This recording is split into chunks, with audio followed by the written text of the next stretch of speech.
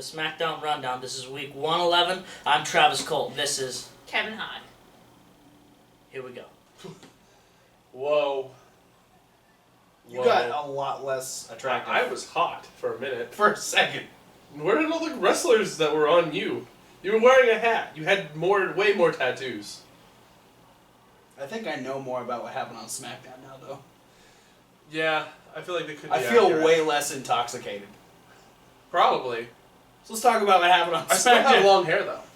Yeah, just, it changed. Most of the people, I bet most of the people that watch the wrestling rundown don't even realize I have long hair. Just hiding behind you the whole time. Okay, so we had a very simple Monday Night Raw. A very simple SmackDown. We open up with Shane and Daniel Bryan Following a cameraman who knows how to walk backwards really well. Yeah. Talking about, okay, so since Dean Ambrose retained the WWE Championship at Battleground on Sunday, that now the number one contender. now we need to figure out who is going to face Dean Ambrose. And the entire roster is out there, and they decide that the main event tonight is going to be a six-pack challenge, and whoever wins gets to face Dean Ambrose at SummerSlam. And so, like, the great general manager / commissioner they pick 5 people. Yeah. They pick John Cena, AJ Styles, Bray Wyatt, Dolph Ziggler, and Baron Corbin. and Battle Royal. Yes, Battle Royal will decide the 6th and final entrant. So that ends up being our first match. We've got a bunch of tag teams. We've got Usos, Kalisto, Ascension, we got Del Rio, Breezango, we got Kane, we got Apollo Crews. Yeah, Apollo Crews was in it. Zack Ryder and Irrelevant. And so in the end, Apollo Crews ends up winning after Kane single-handedly eliminates Zack Ryder and Kalisto.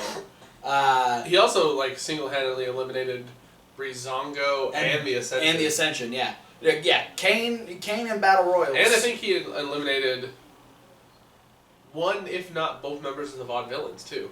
I'm pretty sure he's the one that tossed Simon Gotch out of the very beginning. Yeah, Aiden English got eliminated during the commercial, so. Yeah. But Apollo Crews ends up winning after both the other two guys get eliminated. Kane, comes at him, and he backpedals and is able to low bridge. Kane goes over the top, so Apollo Crews gets added to the six-pack challenge.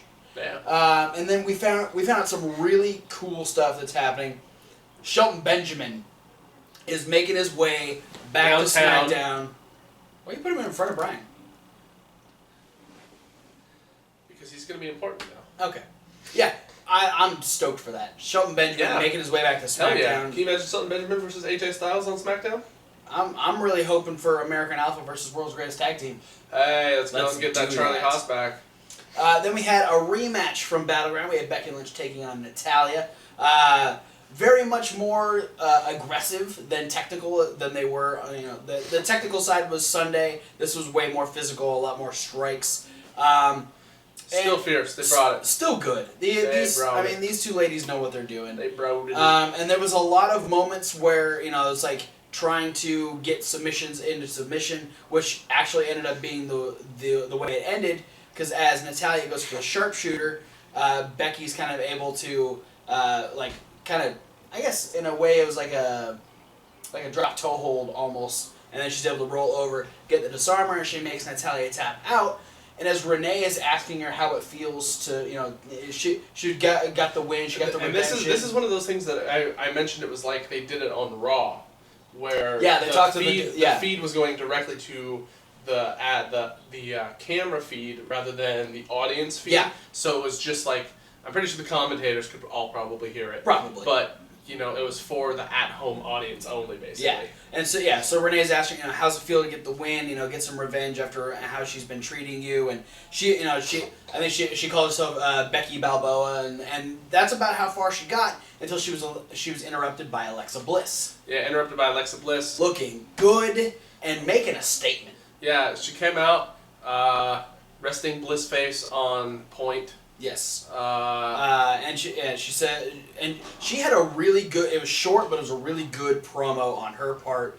And she basically says that she's owning SmackDown. Yeah, she's what the new era looks like. And then she ends up getting interrupted by Naomi. Yeah, Naomi making a return. She comes out and says, "Hey, how can you run your mouth about being the best on SmackDown when you haven't even stepped in the ring on SmackDown yet?" And then they start maybe bickering a little bit back and forth, and then Carmella comes out. Carmella comes out. She does her usual shtick, and then she never does the bada bing hottest chick in the ring though. No, she starts talking about grabbing popcorn. What? Yeah, the last thing she said was grab your popcorn before she got cut off by the Red Tide. The Red Wedding? No, Red Wedding was way more entertaining than this bitch. No, you know what?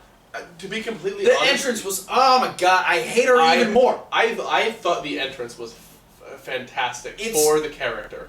Okay, I'll give you that. And because what gets me is the whole thing, I feel like, is in such an ironic twist that they know that Eva Marie is a weak competitor in the ring. So they're just trying to build her up in any way they possibly can? Well, no, it's just the whole idea is they give her as much gimmickiness as possible. To cover up the fact that she sucks. Yeah, and the fact that she can't even cut good promos, so she doesn't even talk. So she gets a preempted promo. The voiceover guy promos for her. Well, all she does is she comes out with her coat on and then opens it up to show off her boobs. Okay. Which, that part is okay. That's fine. Okay, so from now on, every time she grabs a microphone and she starts talking, I want that voiceover guy to start talking, and she just mouths the words. But that's how they go off. It's just like... Yeah, and like, and then we're having the six-pack challenge. The SmackDown Women's Division. I mean, it's cool. I like the fact that all the girls got to come out and say it was very Attitude Era, where you get a bunch of people out there just kind of talking crap. So it's cool. Interesting because of the fact that they don't have the women's title on SmackDown. Which, considering what they're doing on Raw, I hope they don't do this again with the women's championship. I'm hoping that now Sasha Banks can... maybe finish up whatever she's doing with Charlotte and then come over and defend against someone on SmackDown. I don't know if that'll happen. Like we said on the Raw review, and just the Raw review, because they hadn't announced the new championship on Battleground. Since they're doing the one extra championship on Raw, leave it at that, because that's already, 3 belts too many. Yeah. Then we had Miz TV, apparently. We didn't know this was happening. Usually it's like, hey, this is what's going to happen, but they didn't say anything on Battleground. Obviously, they didn't say anything on Raw, because they're not going to promote SmackDown. Miz's guess was himself. Yes. He made a mistake, though, because he called himself a legend killer. Yeah. In his introduction. And it just so happened that... an actual legend killer was hearing that and was like, oh, apparently I'm supposed to be on Miz TV. So an impromptu guest was Randy Orton. And Randy Orton still got jokes. Randy Orton was dressed in his gear. Randy Orton not using self-tanner. No. And Miz was like, oh, well, you come back from 9 months and now you have to face Brock Lesnar. And that's going to be your return match. And Randy's like, well, it doesn't have to be. I could wrestle right here on SmackDown. And the Miz is like, no, because I'm Intercontinental Championship. You haven't done anything to deserve an Intercontinental title match. And then Orton's like, I didn't say I wanted an Intercontinental title match. I just said that I wanted to kick your ass. Yeah. And then Maurice got all pissy because Orton was being disrespectful. And her apparently out of place Canadian-French temper. She's French-Canadian, but Canadians are supposed to be so polite. It's the French side. The French side? Yeah. Her French fry temper came out and said... You're going to be French toast when the Miz beats you up. We accept the challenge. She did not say that. I wish she did, though. And then a very simple match between... Simple, and I think it's the whole thing's a message. Yeah. Oh, definitely. The whole thing's a message. It was It got real weird. The Miz was in control the whole match. Yeah. And attacking the shoulder of Randy Orton. Yeah. And it started because he throws Orton out of the ring. Orton's foot gets caught on the middle rope, and he does a really awkward fall where he hits the LED board, and he starts cussing. Yeah, and I think what it was, I'm pretty sure he cussed because he realized he fucked up getting out of the ring, but the way he landed, and then he immediately grabbed his shoulder... I think it was a work. I think he's supposed to make people think that he re-aggravated his shoulder. It was good, because I was scared for a second. But yeah, so Miz is in control of the entirety of the match because he just goes to town on Orton's shoulder, throws him into the ring, throws him into the barricade, throws him into the steps. Yeah. And eventually, deposits him back in the ring And then as soon as he gets back in the ring, Orton hits an RKO. Yeah. And then Orton just stops and like he looks like he's gonna go for a pin, and then he like stops. He scoots back and like leans checks his shoulders, and he's just kind of sitting there, just like staring at the Miz, like, what should I do? I don't know. And then he gets up, works his shoulder a little bit, kicks the Miz a little bit, then starts playing to the crowd. The crowd starts ramping up a little bit, and then he does the sign for the RKO. Miz gets up, gets hit with the second RKO, and then I loved, as he was going for the pin, he looked at the referee and he goes, come on. And then he pinned the Miz. And then Randy Orton picks up a victory on SmackDown. Yeah, no, and this is directly a message of Orton saying this is what SummerSlam is going to be like. Yeah. He knows that Brock Lesnar will throw him all over the arena, suplex him 1,000,002 times, but all he needs is that half second to pull off the RKO. Yeah. He only needs, he only needs that foot of distance to get away from you before he can pop that off. And it'll be out of nowhere. So, shots fired. Yeah. Twice now. Yeah. So then we come back from commercial, and we've got a jobber in the ring. Don't know who he was planning to go against because he ends up getting beat up by Heath Slater. A jobber. Oh. Heath Slater. No. The jobber got beat up by Heath Slater. Heath Slater beat himself up? Heath Slater wasn't the jobber this time. Well, not at first. He beat up a jobber, and then started leading the crowd in, hey, I wasn't even part of the draft. I'm a free agent, so I'm here on SmackDown. You should sign Heath Slater. And he actually got a sign Slater chant. Sign Heath Slater chant. And Shane actually came out to almost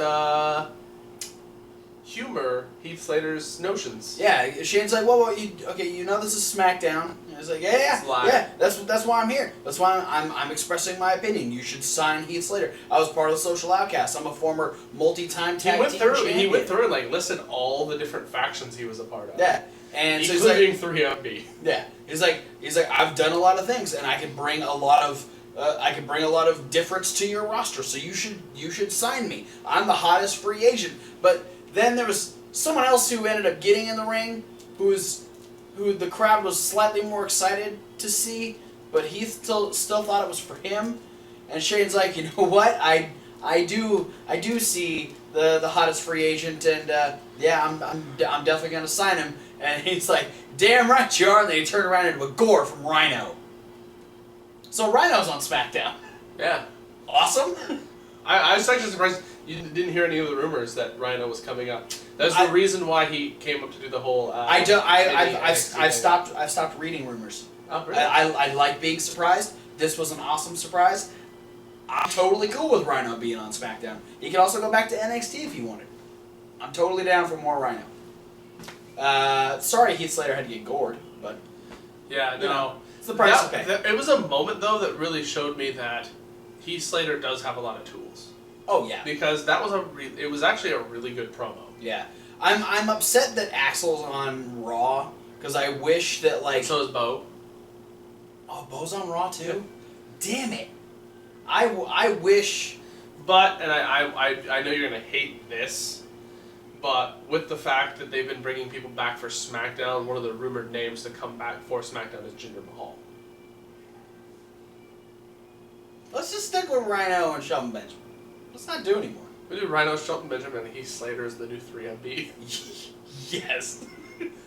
Shelton Benjamin would be out. He'd be the done. 3-man beasts. Sure.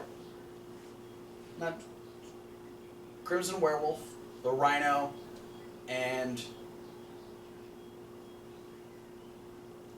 Black Panther. Sure. All right. It works. Then we had our main event, which was the 6-pack challenge. We got Apollo Crews, we got Bray Wyatt, we got really Baron Corbin, we got John Cena. We have AJ everybody got Styles. used up in the Battle Royal. Yes. And we have Dolph Ziggler. And this was a lot to handle. And they didn't explain what the rules were beforehand, so I was a little bit actually thrown off when the bell rings and all 6 guys just kind of swarm each other and fight. I'm glad that's the way they did it. I think that added a whole new element of who's going to pull this out. And Baron Corbin's like, I won a Battle Royal before, so he chucks Dolph Ziggler over the top rope. I've won a battle royal before, and I don't like Dolph Ziggler. I'm gonna throw him out of the ring. So I think Baron Corbin didn't know what a six-pack challenge was. He just thought he was in the Andre the Giant Memorial Battle Royal. Yeah. Well, then he got mad because there were multiple times where he was pinning. He tried to pin Cruz. He tried to pin Ziggler. I think he tried to pin Bray at one point, and the ref just couldn't get to 3. And that's how it works when you can't keep the person down long enough. That's how it works. Bray and AJ had a fun moment of them teaming up together. Yeah. We're working over Cruz.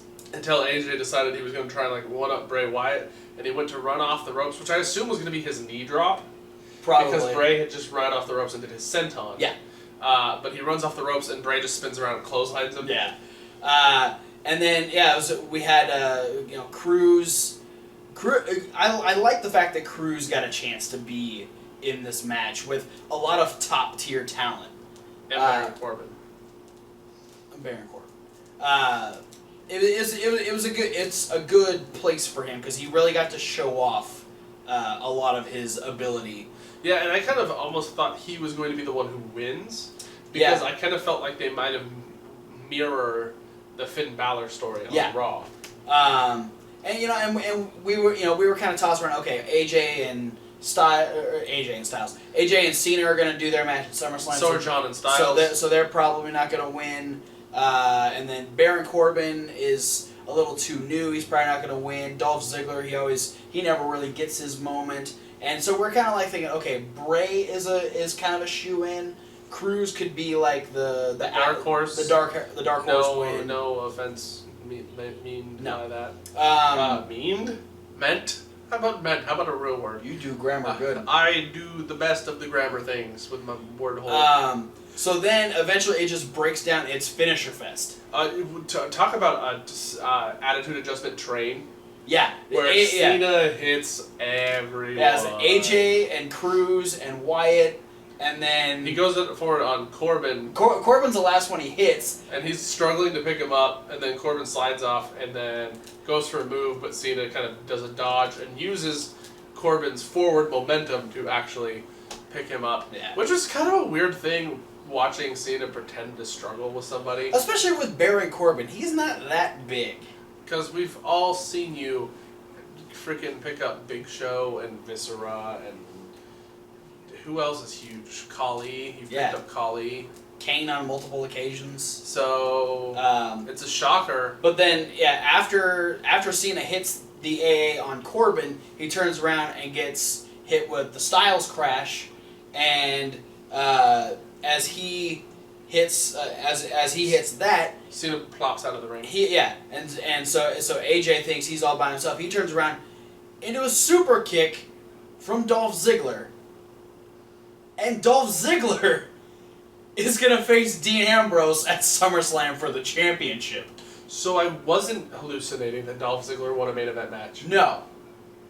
And we're not even talking about a match on main event. We're talking about the main event of SmackDown Live to go to a main event match at SummerSlam. A main event match at SummerSlam. So think about this. The 3 matches that we have announced for SummerSlam now are Brock Lesnar versus Randy Orton, Dean Ambrose versus Dolph Ziggler, and Finn Balor versus Seth Rollins.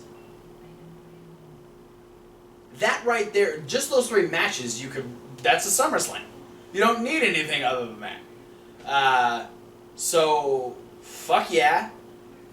It's okay. It's okay. Yeah, Dolph won. Are you still here? What? Dolph Ziggler won a main event match. Not on main event. On SmackDown. He's going to a main event match. Okay, he's broken. So SummerSlam is already shaping up. WWE's on a great roll. They had 3 great nights of TV with Battleground Raw and SmackDown. And then tomorrow we're getting, today when this goes up, we're getting NXT. We're moving closer to NXT Brooklyn 2. We got the CWC coming up. Lots of good stuff is happening in WWE, and I like it, except for the Universal Championship. It's stupid. But at least it's Finn Balor versus Seth Rollins. But that is it for the SmackDown Rundown. Thanks for watching. Be sure to like, comment, subscribe. Also, be sure to check out, if you don't want to watch the review videos, you can check out the podcast. That's down in the links along with the Facebook, all of our different social medias, and it allows you to listen to us as opposed to watch us. But for those of you that are keeping up with the videos, you want to check out that playlist, because we've got all of our usual reviews, that being the Indie News, Raw Review, Smackdown Rundown, and coming up next we'll have the Midweek Wrap-Up. But before all of these other videos, we had our Battleground review, and then at the end of the week, well, not the end of the week, towards the end of the week, we'll have the CWC review for Episode 3 of the Cruiserweight Classic. So look forward to that. Thanks for watching, and we'll see you at whatever video you decide to watch next. Fuck Mojo Rawley. He was there. Dolph Ziggler won a main event match. You sure? Yeah. On SmackDown. I'm pretty sure Cena won. No. I was right. Styles got him before. I'm pretty sure Styles. Dolph Ziggler pinned AJ Styles. That actually just blew my mind.